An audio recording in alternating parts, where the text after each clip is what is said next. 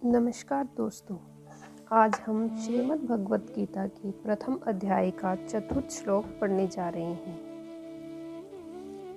अत्र शूरा महेशासा भीमार्जुन समायुधि। जिनसे बाण चलाए जाते हैं, फेंके जाते हैं, उनका नाम ईश्वास अर्थात धनुष है। ऐसे बड़े बड़े धनुष जिनके पास हैं वे सभी महेश्वास हैं। तात्पर्य है कि बड़े धनुषों पर बाण चढ़ाने एवं प्रत्यंचा खींचने में बहुत बल लगता है। जोर से खींचकर छोड़ा गया बाण विशेष मार करता है। ऐसे बड़े बड़े धनुष पास में होने के कारण ये सभी बहुत बलवान और शूरवीर हैं। ये मामूली योद्धा नहीं है। युद्ध में ये भीम और अर्जुन के समान है, अर्थात बल में ये भीम के समान और अस्त्र शस्त्र की कला में ये अर्जुन के समान है। युयुधान सात्यकी ने अर्जुन अर्जुन से अस्त्र शस्त्र की विद्या सीखी थी। इसलिए भगवान श्री कृष्ण के द्वारा दुर्योधन को नारायणी सेना देने पर भी वह कृतज्ञ होकर अर्जुन के पक्ष में ही रहा, दुर्योधन के पक्ष में नहीं गया। द्रोणाचार्य के मन में अर्जुन के प्रति द्वेष भाव पैदा करने के लिए दुर्योधन महारथियों में सबसे पहले अर्जुन के शिष्य युयुधान का नाम लेता है। तात्पर्य है कि इस अर्जुन को तो देखिए, इसने आपसे ही अस्त्र शस्त्र चलाना सीखा है और आपने अर्जुन को यह वरदान भी दिया है कि संसार में तुम्हारे समान और कोई धनुर्धर न हो, ऐसा प्रयत्न करूँगा। इस तरह आपने तो अपने शिष्य अर्जुन पर इतना स्नेह रखा है, पर वह कृतघ्न होकर आपके विपक्ष में लड़ने के लिए खड़ा है, जबकि अर्जुन का शिष्य युयुधान उसी के पक्ष में खड़ा है। विराटस्य, जिसके कारण हमारे पक्ष का वीर सुशर्मा अपमानित किया गया, आपको सम्मोहन अस्त्र से मोहित होना पड़ा और हम लोगों को भी जिसकी गायें छोड़कर युद्ध से भागना पड़ा, वह राजा विराट आपके प्रतिपक्ष में खड़ा है। राजा विराट उत्तर, श्वेत और शंख नामक तीनों पुत्रों सहित महाभारत के युद्ध में मारे गए।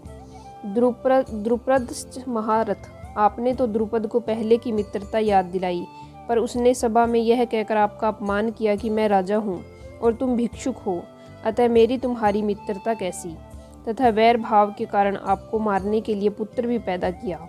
वही महारथी द्रुपद आपसे लड़ने के लिए विपक्ष में खड़ा है। राजा द्रुपद युद्ध में द्रोणाचार्य के हाथ से मारे गए। दृष्टकेतु, यह दृष्टकेतु कितना मूर्ख है कि जिसके पिता शिशुपाल को कृष्ण ने भरी सभा में चक्र से मार डाला था, उसी कृष्ण के पक्ष में यह लड़ने के लिए खड़ा है। दृष्टकेतु द्रोणाचार्य के हाथ से मारे गए। चेकितानः, सब यादव सेना तो हमारी ओर से लड़ने के लिए तैयार है और यह यादव चेकितान पांडवों की सेना में खड़ा है। चेकितान दुर्योधन के हाथ से मारे गए। काशी राजस्य वीर्यवान, यह काशीराज बड़ा ही शूरवीर और महारथी है, यह भी पांडवों की सेना में खड़ा है, इसलिए आप सावधानी से युद्ध करना, क्योंकि यह बड़ा पराक्रमी है। काशीराज महाभारत युद्ध में मारे गए। पुरुजित कुंती भोजश्च, यद्यपि पुरुजित और कुंती भोज ये दोनों कुंती के भाई होने से हमारे और पांडवों के मामा है, तथापि इनके मन में पक्षपात होने के कारण ये हमारे विपक्ष में युद्ध करने के लिए खड़े हैं। पुरुजित और कुंती भोज दोनों ही युद्ध में द्रोणाचार्य के हाथ से मारे गए। शैब्यश्च नरपुंग, यह शैब्य युधिष्ठिर का ससुर है। यह मनुष्यों में श्रेष्ठ और बहुत बलवान है। परिवार के नाते यह भी हमारा संबंधी है, परंतु यह पांडवों के ही पक्ष में खड़ा है। युधामन्युश्च विक्रांत उत्तमोश्चाश्च वीर्यवान, पांचाल देश के बड़े बलवान और वीर योद्धा युधामन्यु तथा उत्तमोजा मेरे वैरी अर्जुन के रथ के पहियों की रक्षा में नियुक्त किए गए हैं। आप इनकी ओर भी नजर रखना।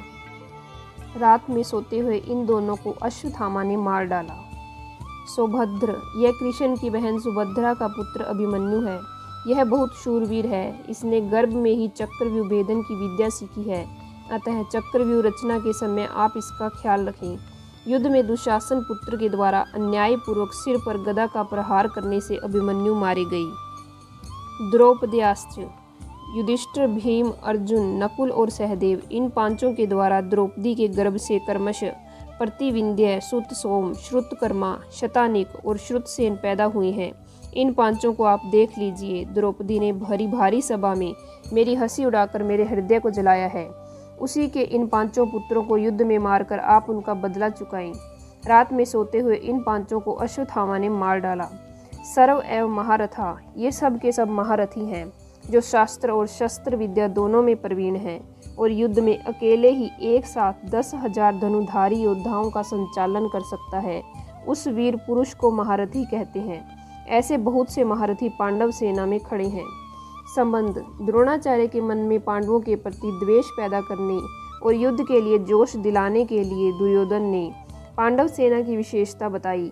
दुर्योधन के मन में विचार आया कि द्रोणाचार्य पांडवों के पक्षपाती हैं ही, अतः वे पांडव सेना की महत्ता सुनकर मेरे को यह कह सकते हैं कि जब पांडवों की सेना में इतनी विशेषता है तो तू उनके साथ संधि क्यों नहीं कर लेता।